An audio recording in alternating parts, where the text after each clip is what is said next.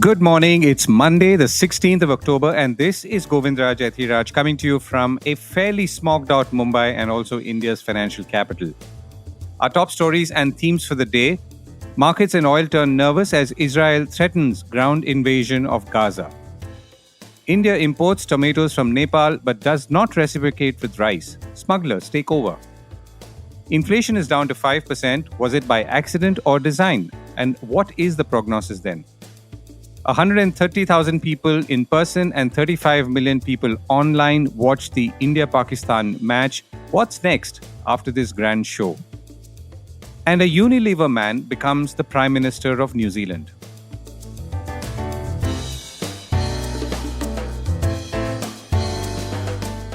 This is a core report with Govindraj Ethiraj. Markets and oil turn nervous. Markets are now bracing for a difficult week as investors grapple between multiple signals ranging from a potentially widening war in the Middle East and thus oil prices rising up and then interest rates. On Friday the 13th, the Indian markets ended down. The Sensex was down 126 points at 66,283 and the Nifty was down 43 points at 19,751. For the week though, the Sensex was positive, up 287 points. The market seemed to be more directionless at this point rather than nervous, which would of course be quite understandable, though we have to see how the week or even the first few days of the week pan out. More results or corporate results are expected this week as we are in the midst of second quarter earnings season. We've already discussed IT company results last week, which have disappointed the street. Now, oil is a matter of concern. Brent crude was up almost 6% on Friday, crossing $90 a barrel and closer to $91 a barrel after investors appear to be considering a worsening of the crisis in the Middle East and the Israel-Hamas war. Last week, actually, oil prices held their ground on the fact that there was no supply impact caused by the present conflict. But a larger war, including the likely ground invasion we talked about as opposed to the air invasion so far by Israel of Gaza, is increasing nervousness. Back in India, foreign portfolio investors have pulled out about 10,000 crore rupees from Indian equities this month thanks to increasing US bond yields. The Indian rupee is low, but against a strong dollar, which is affecting many currencies, also because of high interest rates or the likelihood of them going up further in the United States, and of course, treasury yields or bonds that the government sells. The rupee ended at 83.26 on Friday. That's down for the third consecutive week. India's forex reserves are falling, by the way. Last week, they were down for the fifth consecutive week to 584 billion. This was in itself nothing to worry about, but contrast that with its all-time high of $645 billion in October 2021. Now, a story of tomatoes and rice. Coming up is also Policy Hour, except that it's not an hour and it's not about policy alone. Else I know this is when you'll switch to some top 20 music selection. On July 20th, India banned exports of non-basmati rice, the rice most Indians eat wherever they are in the world. India controls about 40% of global rice exports, so this has hit several countries badly. Stated or not, the reason was the perception that unpredictable monsoons might hit rice output and thus prices, not the best thing to happen ahead of the festival season and, of course, later state elections. A few weeks later, a fresh order was issued, this time to fix a floor price for basmati rice exports because of the suspicion, apparently, that exporters were exporting non-basmati rice as basmati rice. So, what should have been going for, let's say, $1,200 a ton, which is the floor price, by the way, was actually going for $300 a ton, which means they could not have been exporting non-basmati rice or basmati rice at that price, and hence the floor. Anyway, Indian ingenuity. But then there is no end to it, of ingenuity that is. A flourishing smuggling operation is apparently opened up on the India-Nepal border where dozens of carriers take 10 kilograms of rice each across largely open borders and sell them for a premium on the other side. Ram Prasad, a rice carrier, told the Press Trust of India, or PTI, that the Nepali merchants have set up small warehouses along the border where they deliver the smuggled rice. The warehouses are emptied every week and the collected rice is moved to a bigger warehouse. The carriers do most of the work at the crack of dawn, traveling up to 1 kilometer from their homes to deliver the rice, and they carry rice bags weighing 10 kilograms or more. And this reason becomes worthwhile because rice prices shot up 3 to 4 times in Nepal after India's export ban. Officials told PTI that more than 111 tons of rice being smuggled into Nepal has been seized by the SSB or the Sahastra Seema Bal, a paramilitary force, and police in recent months. Amazingly, earlier, India reached out to Nepal to send us tomatoes, which they did. Remember, in late July and early August, tomatoes were selling at 300 rupees per kilogram and thereabouts in some cities. And then, towards end August and early September, they were being dumped on the roads. Anyway, Nepal did help at that crucial moment with some tomato consignments, but it doesn't appear, at least to me, that India reciprocated with rice. Kathmandu Post reported in mid August that Nepal had formally asked the Indian government to make an exception and unshackle grain and sugar shipments to Nepal in view of the upcoming festive season, which is, of course, the same as India. The year before, Nepal had imported about 1.4 million tons of rice from India. We requested the Indian government through the Foreign Ministry to supply grains and sugar. We are yet to hear from our southern neighbor, said Ramchandra Tiwari, Joint Secretary at the Industry Ministry, to the Kathmandu Post in the middle of August. Now, India did announce towards the end of August it was starting to ship selectively on a country to country level, but it did so to Singapore, Mauritius, and even Bhutan.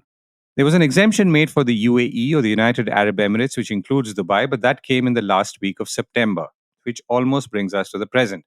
And Nepal is not part of this list for reasons I'm not aware. Hence, presumably the smugglers are having a field day, quite literally. Speaking of smuggling, imports, and flip flops, on the 3rd of August, the government announced that all laptop imports would be banned and sent everyone, including obviously laptop manufacturers like Apple, Samsung, Lenovo, and HP, into a tizzy, more for the suddenness of the announcement rather than the intent. Since that announcement, the government has been walking backwards, almost step by step, as everyone watches. The Commerce Ministry has now said that there are no restrictions as such on imports of laptops and that they would only be monitoring, which is, of course, strange, as I would expect that they would be monitoring earlier as well, if nothing else, at least for the data. Anyway, Commerce Secretary Sunil Bartwal told news agencies that importers of laptop devices would be on a close watch in terms of the import source and that there are no restrictions on laptop imports. When he says close watch on import source, he obviously refers to China, which was also another ostensible reason for that ban on laptop imports.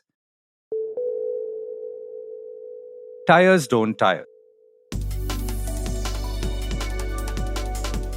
Speaking of smuggling and imports, an ostensible and perhaps rightful reason, like I just mentioned, for the laptop ban, at least in thought if not execution, was to obviously slow down imports, including from China. Now, this approach has obviously worked in other industries, so much so that the more than a century-old Japanese tire maker Yokohama, for instance, has said that they are betting on local production in India for a sustainable and competitive business model in the country, according to India's CEO Harinder Singh. Yokohama Rubber Company, which has been in India since 2007, is coming up with a new plant in Visakhapatnam, in addition to its existing one in Bahadurgarh, Haryana. Harinder Singh said that while we still import certain high-end tires like run-flat tires commonly found on luxury vehicles from our overseas manufacturing bases, our commitment to localizing production in India is unwavering. And that must be surely music to the government's ears, where he says that the company supports the government's decision to ban tire imports into the country. Yokohama India supports this decision and recognizes the importance of investing in local production, which reduces costs, lead times, and dependency on imports, making it more sustainable, he said.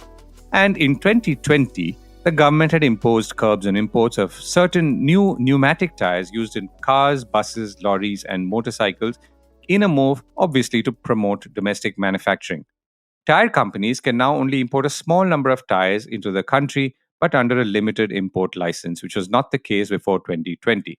So if it worked for tires, it should surely work for laptops. I guess it will take a little longer, and then everyone will fall in line.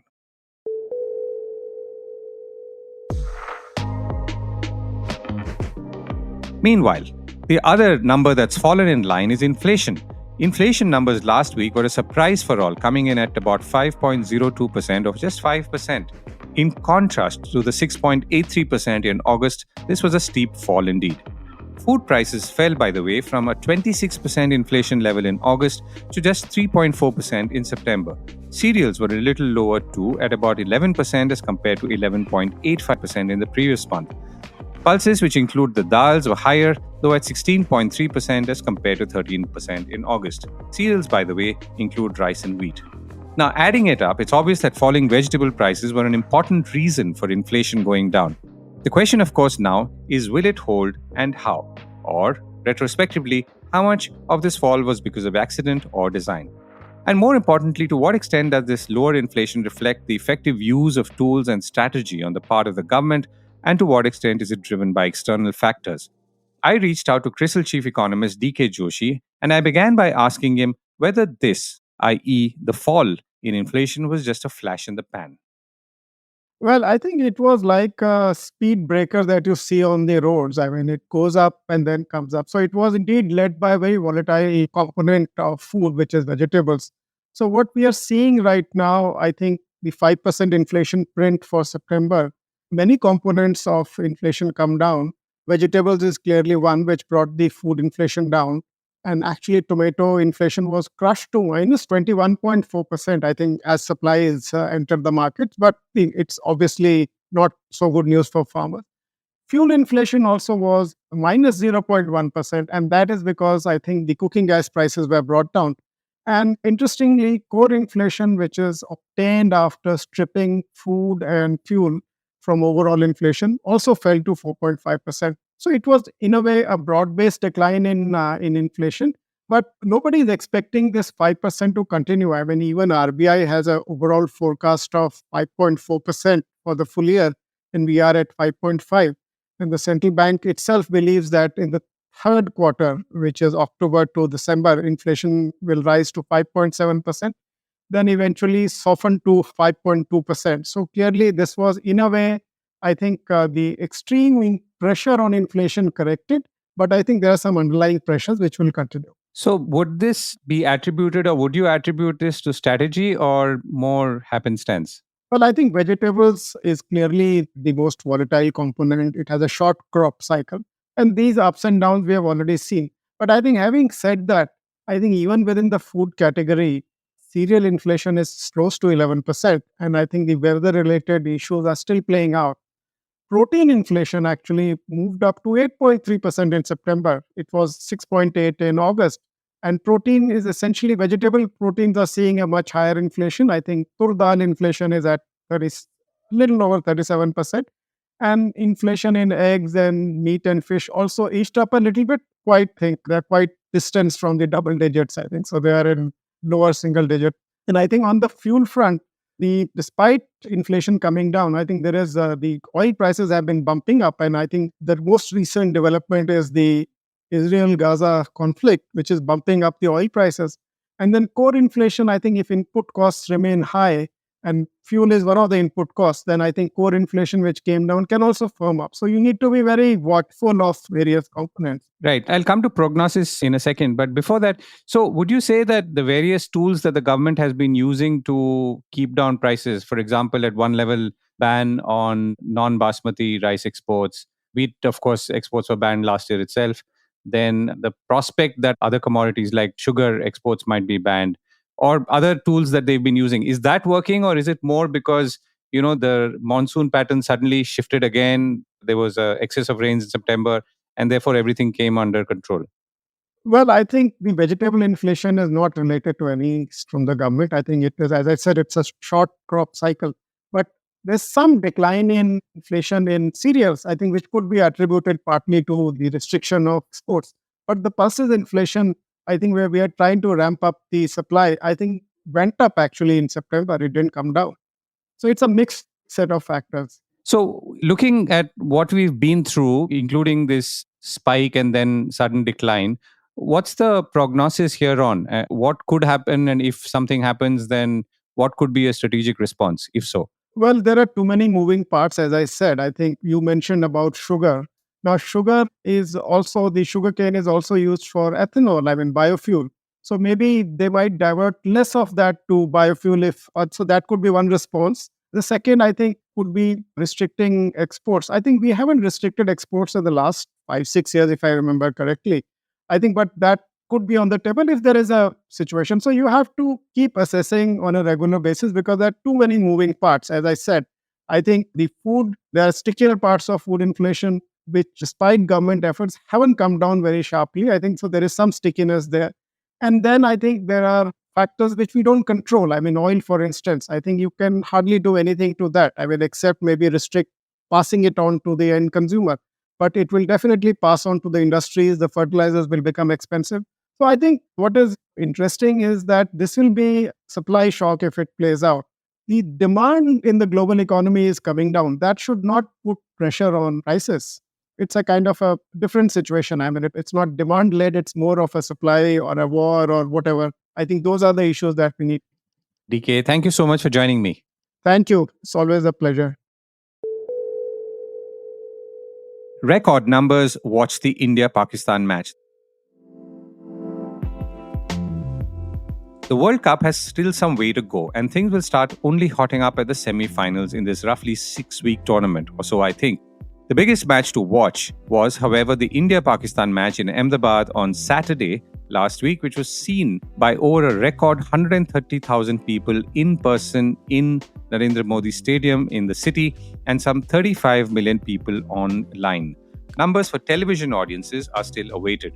So will this strong showing of audiences and viewers continue, which will also be a reflection of the monetization strength of the current series and the predictions towards it, including the 20,000 crore figure that Bank of Baroda Research computed? I reached out to noted sports and cricket journalist and commentator Ayaz Memon, and I began by asking him what was next now that the grand India-Pakistan match was over. The way the tournament has been formatted, the World Cup, is that there is a spate of league matches. There are 10 teams, so each team plays 9 matches, and then 4 teams go into the semi-finals. Now, India have won 3 matches out of 3 so far, so they are very well placed to get into the semi-finals. But as we know, in the past 2 World Cups, also India had reached the semi-finals and then kind of stumbled there. So that's the big concern for India, that getting into the semi-finals is, in a sense, I think, is more or less certain, barring the glorious uncertainties of cricket. But once you reach the semi-finals, you have to make sure that you don't take another tumble like you did in 2015 and 2019. Right. And what are the other matches that you're looking out for, Ayaz, at this point?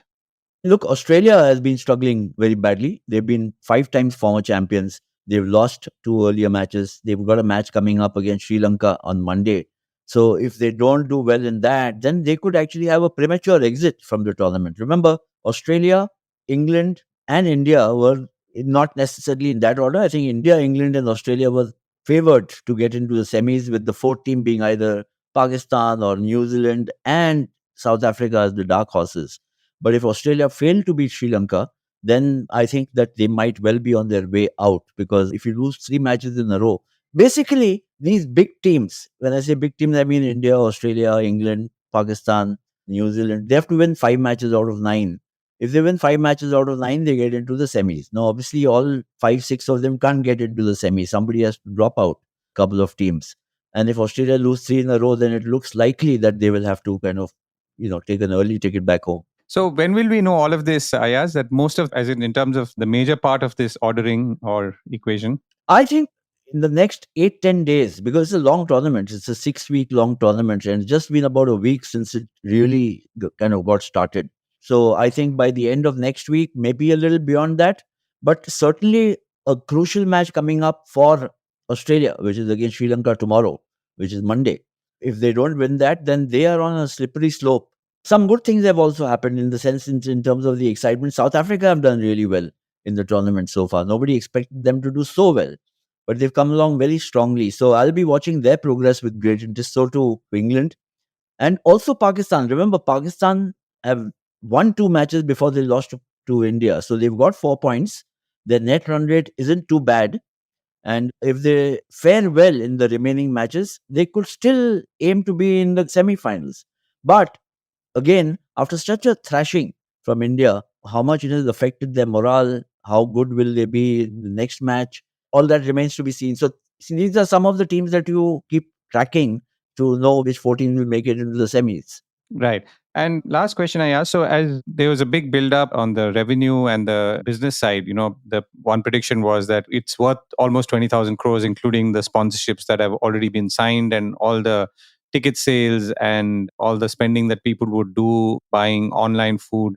So, obviously, it must have gone in that direction, at least for the India-Pakistan match, but does it look like we're on track for the rest of the season as well? I mean, just your sense? Look, I think a lot depends on how India fares going ahead. The India matches are the big draws. I mean, you had 130,000 people at the Narendra Modi Stadium against Pakistan, but you didn't have such a big crowd against Australia in Chennai and even against Afghanistan in Delhi.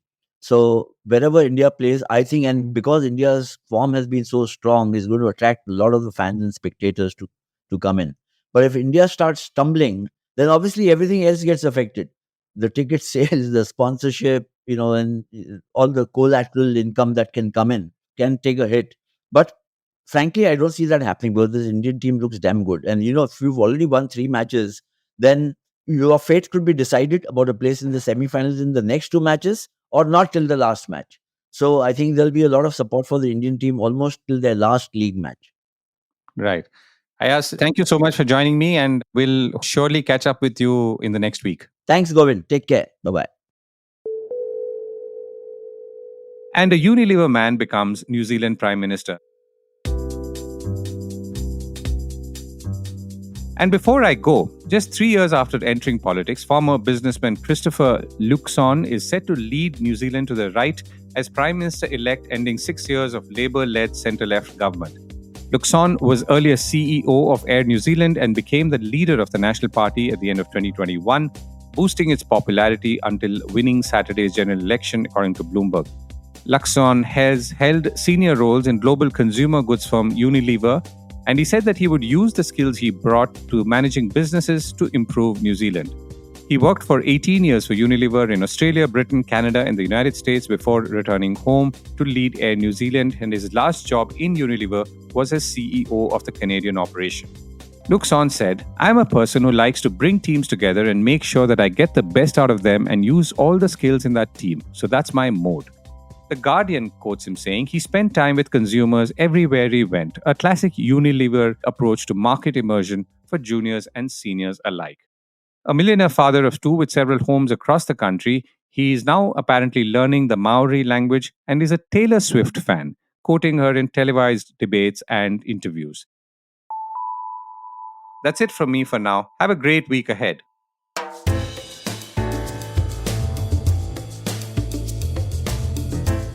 This was the Core Report with me, Govindraj Ethiraj. Do stay connected with more of our coverage at the Core. You can check out our website or sign up to our newsletter at www.thecore.in. That is www.thecore.in, or follow us on LinkedIn, Twitter, and Facebook as well. Now, we would love your feedback on how we can make business more interesting and relevant to you, including our reporting on India's vibrant manufacturing sector. Write to us at feedback@thecore.in. Thank you for listening.